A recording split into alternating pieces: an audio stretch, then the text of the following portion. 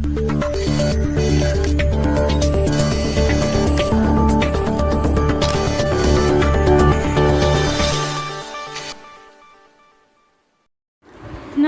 दोस्तों।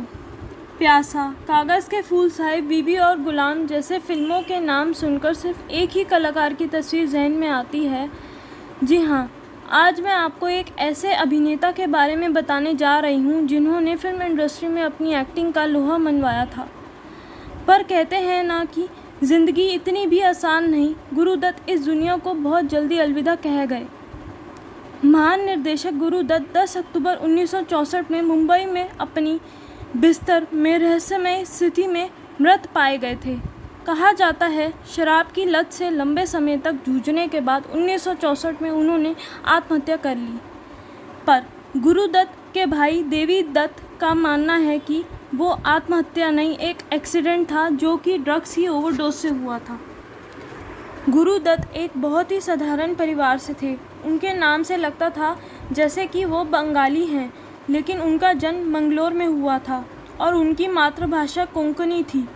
उनका असली नाम वसंत पादुकोण था।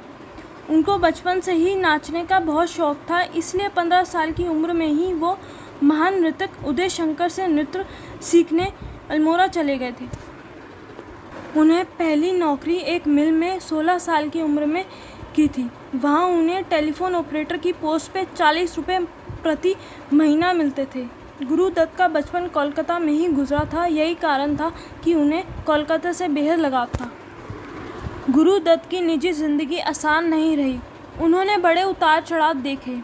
गीता दत्त उनकी पत्नी, जिनसे बहुत प्यार था, लेकिन वे महत्वाकांक्षी, पॉसेसिव और अशांत थी, टूट भी चुकी थी। अतः दोनों इंसान ही थे, नहीं बचा पाए अपनी दुनिया को। 3 साल प्रेम के बाद दोनों ने शादी कर ली। साल था 1953। गोधुली बेला में बंगाली रस्मों से दोनों का विवाह हुआ। इसके बाद खार इलाके में एक किराए के फ्लैट में गीता गुरुदत्त रहने लगे।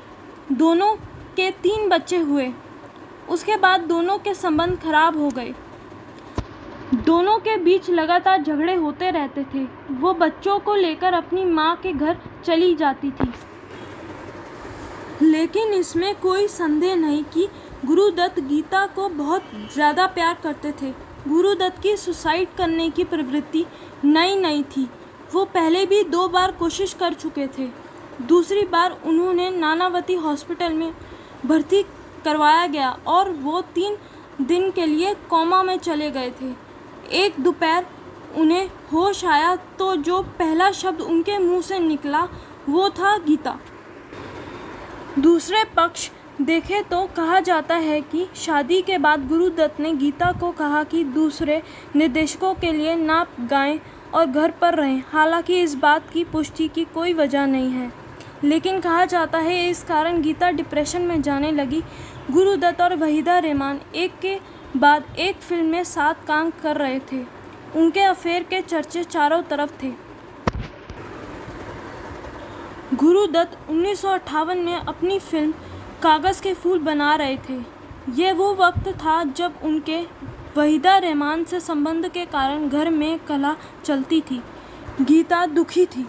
ऐसा नहीं है कि गीता को गुरुदत्त से प्यार नहीं था, लेकिन 5-6 साल बाद 1964 में गुरुदत्त अपने किराए के फ्लैट में मृत मिले।